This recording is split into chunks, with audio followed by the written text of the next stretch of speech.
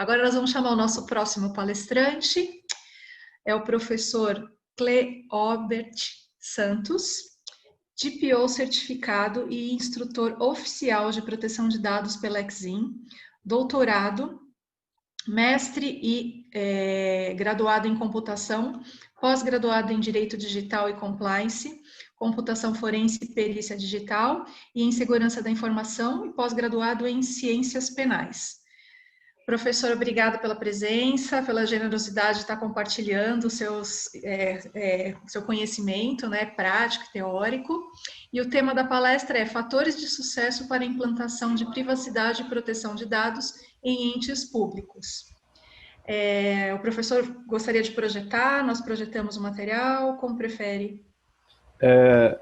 Boa tarde a todos e a todas. Eu estou sem slides. Eu vou só bater um papo com o pessoal. Então tudo bem. Por conta do tempo, eu resolvi realmente trazer apenas aí pontos que eu acredito nevrálgicos aí nessa empreitada, que todos nós temos tanta curiosidade a respeito, né?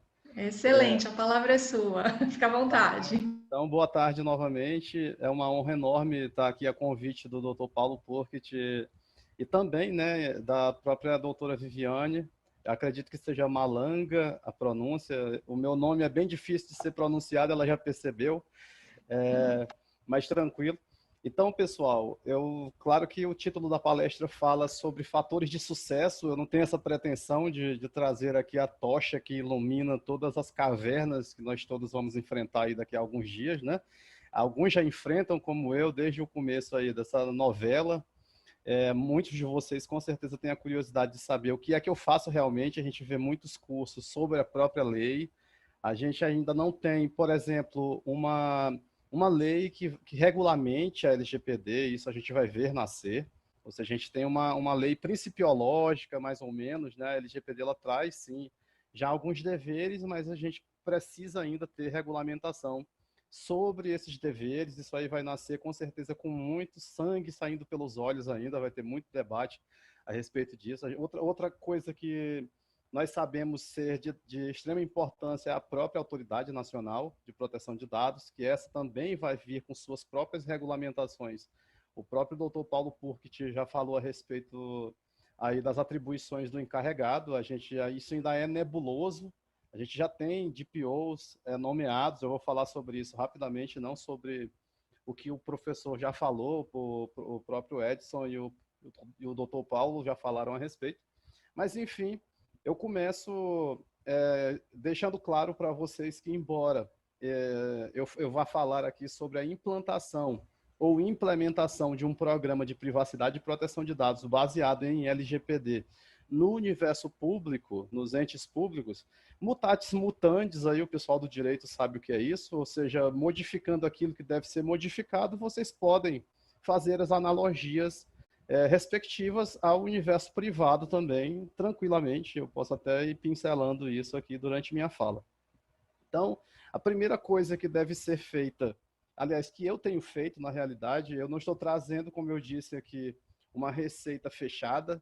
Isso aqui depende de cada caso, mas, em geral, o que tem sido feito nos órgãos aos quais eu trabalho, inclusive, deixo claro para vocês que eu sou servidor público federal, embora professor em algumas instituições, mas eu sou da área de TI, eu sou concursado na área de tecnologia e trabalho no serviço público desde os anos 2000, em vários órgãos já, Cefaz, prefeituras e etc. E hoje eu sou da Justiça Especializada, então a gente está tocando projetos nesse sentido lá também, inclusive um de dados abertos, que eu vou falar a respeito com certeza mais adiante. Então, a primeira ação que nós tomamos quando da criação de um programa, ou o nome que vocês quiserem dar, né? A gente chama de programa de implantação de privacidade e proteção de dados, é exatamente definir uma comissão de privacidade e proteção de dados. Ou seja, você vai convocar pessoas-chave, vamos dizer assim. Claro que elas devem ter tempo para tocar o projeto, isso é óbvio. E elas devem ter perfis interdisciplinares mesmo, não necessariamente que elas tenham esse perfil de estar em várias áreas ao mesmo tempo, mas que elas criem esse ambiente onde você tem, por exemplo, alguém da TI, você tem alguém da governança, você tem alguém do jurídico, alguém do compliance. Claro que nem sempre isso vai ser possível, nem sempre você vai encontrar todas essas pessoas e nem sempre elas vão estar disponíveis também para você alocar para esse tipo de projeto, mas isso, como eu disse, isso aqui são boas práticas, né, entre aspas, né? Eu não posso dizer que são melhores práticas, são boas práticas daquilo que eu venho enfrentando e que tem dado certo.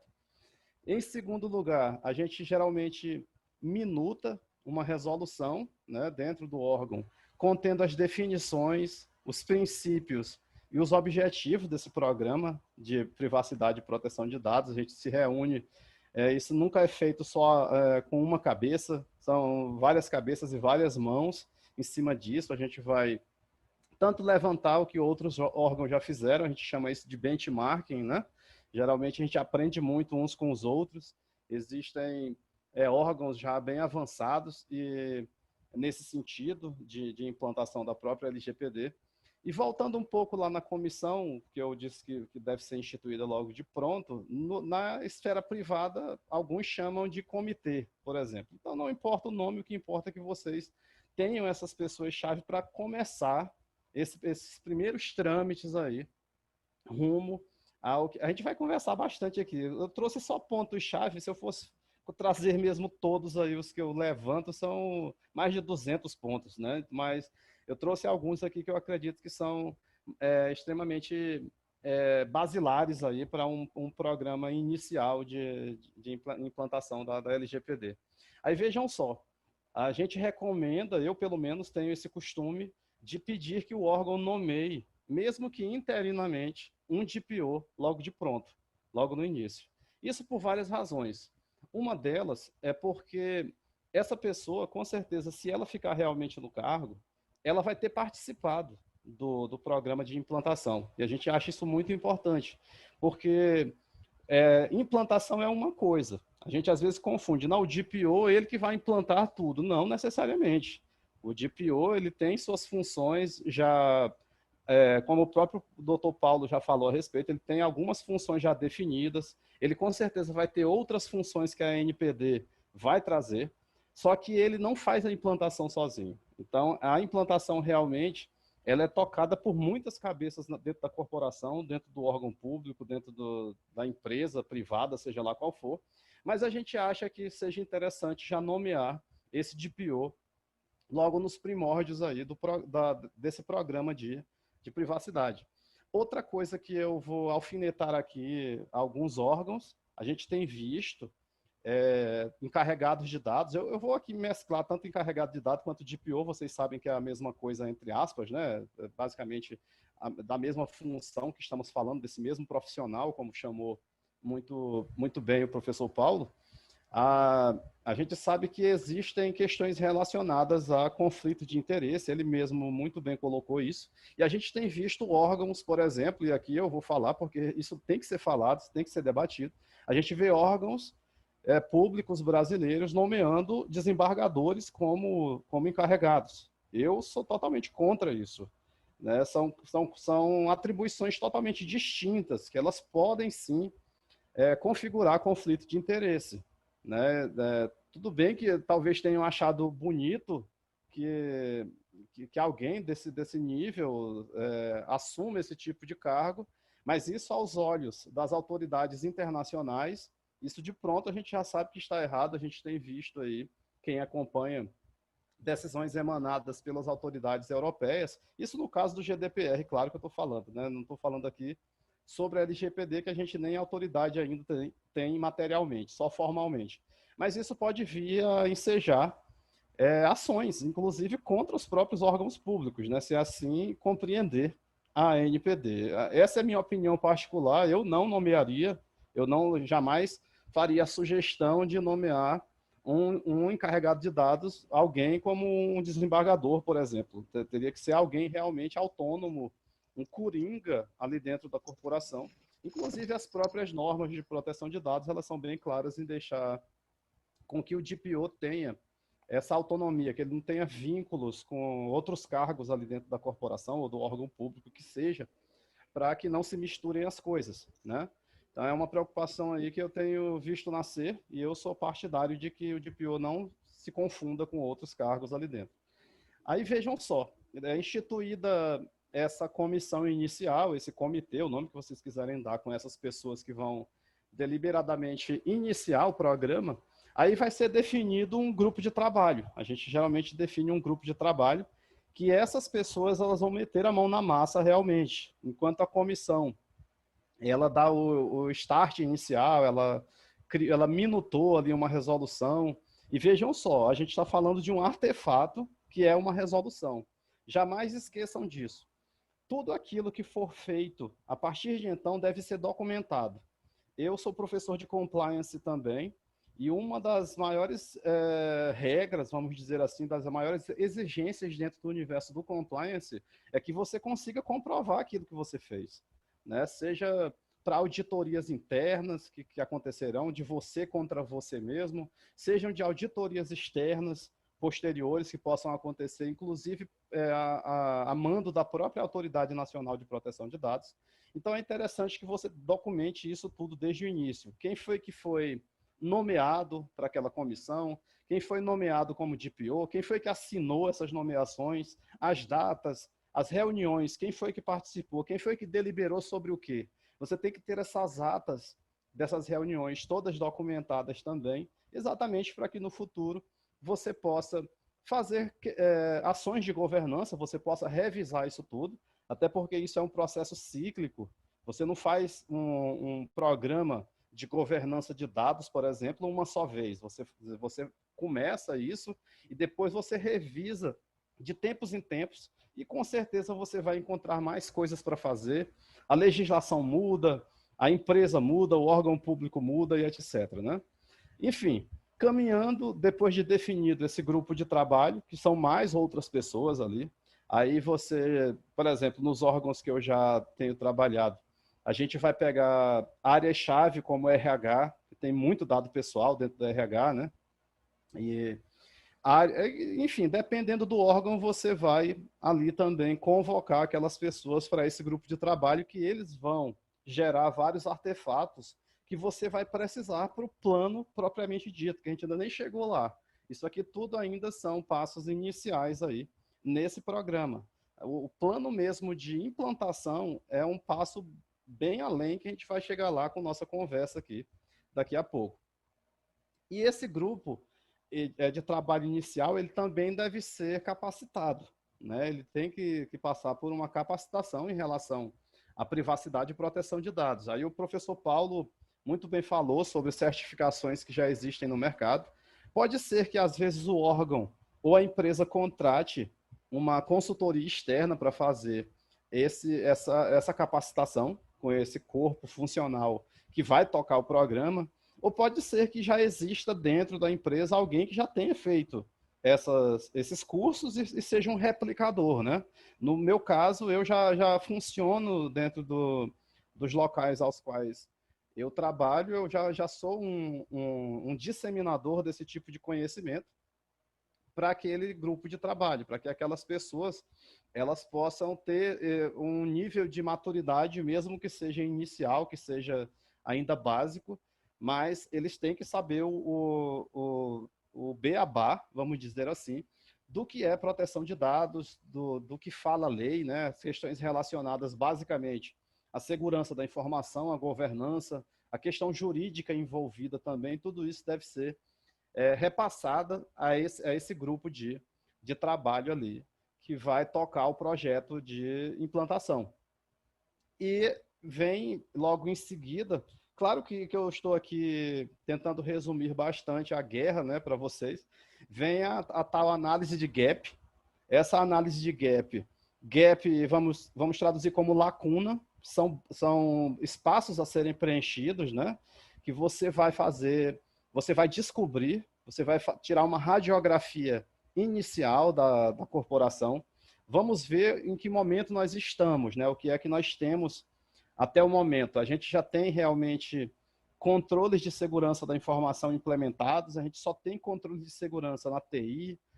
O que é que a gente tem? Você vai fazer uma espécie de pente fino, mas claro que que de maneira ali superficial, porque isso tudo vai ser melhor detalhado com o avançar do próprio programa, mas o que interessa é que você faça essa análise inicial da sua situação frente à LGPD naquele momento. Porque com a análise de gap, você tendo essas lacunas todas abertas, você vai saber o que preencher. E tem outra vantagem também, é que você vai poder ranquear, você vai poder identificar quais são as lacunas mais prementes, quais são aquelas necessidades mais urgentes para a corporação, para que ela atenda a LGPD, por exemplo. Claro que o interesse é de que você chegue a esse 100% de compliance, mas você, com a análise de gap, você já tem como eu disse, um raio-x ali, onde não, eu vou primeiro melhorar essa parte aqui, depois vou melhorando essa e etc. Isso já ajuda muito na elaboração do diagnóstico inicial. Esse diagnóstico inicial é exatamente um artefato que nasce a partir da análise de gap e você vai apresentar a gestão. Claro que as pessoas que estão envolvidas com isso, elas devem ter jogo de cintura, porque vai haver resistência dentro das corporações por motivos diversos, questões orçamentárias, culturais, mentais, corporativas, vai existir um monte de empecilhos para que você não consiga tocar adiante esse projeto, mesmo que haja vontade, inclusive, da própria alta gestão. Então, é interessante que você tenha construído muito bem esse diagnóstico inicial da sua privacidade e proteção de dados, né, a partir da análise de gap, para que você venda a ideia lá na alta gestão. E a alta gestão, claro, isso também é uma das premissas de compliance, ele tem que comprar realmente essa necessidade e ele vai começar a fazer essa disseminação, ele vai começar a fazer essa conscientização a partir de reuniões, né, ele vai participar, essa alta gestão vai participar de tudo isso junto aos demais setores da corporação para que se possa tocar adiante. E veja só que a gente ainda nem começou a fazer muita coisa. Eu já falei de um monte de itens e a gente mal chegou lá na gestão com um diagnóstico inicial. Aí a alta gestão comprando a ideia, você pode passar, por exemplo, para o mapeamento dos macroprocessos de fluxos de dados em todas as seções ali da corporação. Isso sim vai ajudar muito a colocar a mão na massa realmente naquilo que a LGPD nos exige. Como seria isso, professor?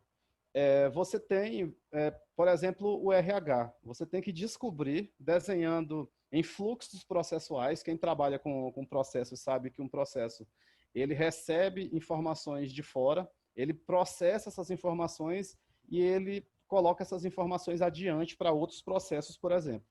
Então, você vai fazer um mapeamento, descobrir, por exemplo, de onde é que vem os dados que o RH faz tratamento. Vem por um site, além de vir por um site corporativo, ele vem, por exemplo, por e-mail, ele vem por um cadastro, vem por currículos das pessoas. Tudo isso tem que ser mapeado nesses processos que eu estou falando, de fluxo de dados, que a partir deles você vai criar o que a gente chama de inventário de dados pessoais. Aí lá você vai ter todas aquelas categorias que a lei traz. Por exemplo, dados de crianças. O seu órgão público, ele também armazena dados de crianças. A maioria armazena em questões médicas, né? Geralmente os servidores públicos têm seus filhos e os filhos fazem consultas, usam planos de saúde. Então, isso é uma categoria de dados. Os dados de saúde são dados considerados dados sensíveis. Isso tudo você vai mapear em tipos específicos, em categorias específicas de dados, nesse inventário de dados pessoais. Professor, já existia um inventário de ativos corporativos, ou seja, aquilo que tem valor para a organização. E no meio desses ativos todos, muitos deles são ativos de dados. Eu posso aproveitar aquele inventário já existente para a criação do inventário de dados? Pode. E isso acontece várias das vezes onde eu trabalho. A gente já chega em órgãos que já possuem mapeados ali ativos, sejam eles quais forem, e você, a partir daquilo, você pode derivar, esse ativo aqui são bancos de dados corporativos. E nesses bancos de dados, quais são os bancos de dados aí que tratam dados pessoais? Então, você vai fazer esse levantamento. E o bom, a partir desse levantamento, é que você consegue também enxergar se você não está ferindo aqueles princípios da própria LGPD, por exemplo, o princípio da finalidade, o princípio da proporcionalidade. Ah, deixa eu olhar aqui, rapaz, esse sistema está coletando dados demais. Você começa a ficar com um olho crítico em cima das telas dos sistemas, em cima dos formulários, mesmo que sejam em papel. Você vai descobrir, levantando esses dados, onde é que eles estão, categorizando eles, você vai começar a descobrir que muitas partes de um sistema, por exemplo, computacional ou de um processo, às vezes está ferindo esses princípios, alguns dos quais eu acabei de falar, né? Então, feito esse inventário de dados pessoais, que ele vai, com certeza, ele vai engordar com o tempo, ele vai, com certeza, aumentar cada vez mais. Você faz um levantamento também que a gente chama de inventário de regulamentações. Você vai levantar todas as normas que vão trabalhar em conjunto com a LGPD, porque a LGPD é apenas uma das normas que você vai se utilizar para tratar dados, né? Você tem, por exemplo, no serviço público, a própria Lei de Acesso à Informação, a LAI. Você pode também ter o Código de Defesa do Consumidor. Professor, mas essas leis vão entrar em conflito umas com as outras? Não. A ideia é que elas sejam implantadas em conjunto.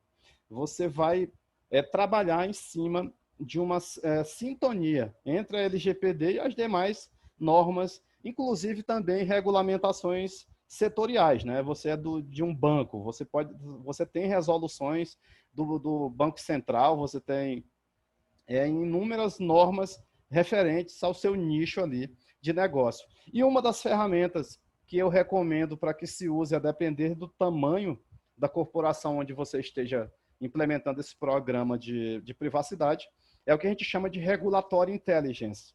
É inteligência regulatória. São sistemas informatizados que eles ficam monitorando as alterações legislativas. Eles, além de coletarem via internet todas as normas relacionadas, por exemplo, à privacidade e proteção de dados, eles também ficam monitorando as devidas alterações e alertando ali a nossa comissão de proteção de dados para que ela possa fazer as alterações devidas. Eu já estou chegando, já vi aqui o red flag sendo levantado, tá? Já estou chegando aí nos finalmente. Aí sim, feito esses levantamentos todos, você vai fazer um mapeamento de riscos, e a norma que geralmente eu utilizo, existem outras, mas é a ISO 31000, é a norma que trata exatamente sobre gestão de riscos. Aí sim você vai elaborar o plano de implantação para apresentar a gestão.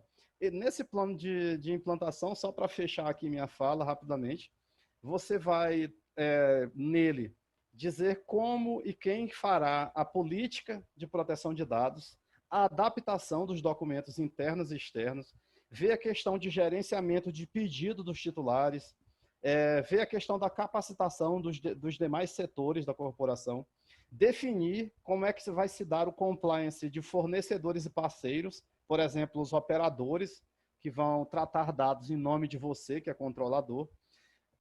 Questões relacionadas a privacy by design, a gente trabalhar sempre com privacidade por projeto, né? Todo projeto novo, ele já deve nascer e ser criado, levando em consideração a privacidade, e também gestão de crise, em caso de violação a dados pessoais. Tem mais outros itens, inúmeros itens, eu trouxe só alguns aí para a gente pincelar a respeito desse programa, né? Então, e só lembrando que tudo isso deve ser documentado exatamente para que você possa comprovar esse compliance quando dá necessidade. Então é isso, pessoal. Eu espero ter trazido algumas informações úteis aí para o dia a dia de vocês. É isso que eu tenho enfrentado no meu dia a dia. E foi uma honra participar desse evento de grande vulto aí da OAB Jabaquara Saúde. Tá? Um abraço a todos aí. Muito obrigada, professor, pela palestra. Importantes informações aí do caminho a percorrer, né? É um longo caminho, tem muitos detalhes, então foi Na verdade, foi uma amostra, né, da receita, né, de como seguir. Teremos outras oportunidades aí para fornecer mais detalhes.